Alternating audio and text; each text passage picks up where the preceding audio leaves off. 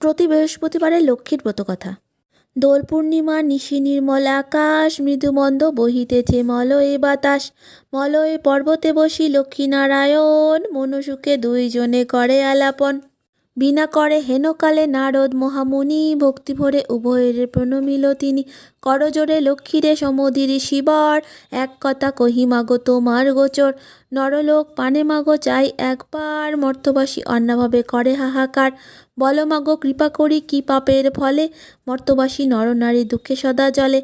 শুনি লক্ষ্মী নারদেরে বলেন তখন, ধরাবাসী দুঃখ পায় পাপের কারণ। লক্ষ্মীরূপা নারী সিজি পাঠানো মর্তেতে, আমারে ভুলেছে তারা পড়িয়া মোহেতে। লজ্জা আদি গুণ যত রমণীর আছে, ক্ষণিক সুষের লাগি বর্জন করেছে। স্বামীরে না মানে তারা না সুচে বচন, ইচ্ছামতো হেতা সেথা করিছে ভ্রমণ। প্রতিগৃহে এইরূপ পাপের আগার, অচলা হইয়া সেথা থাকে কি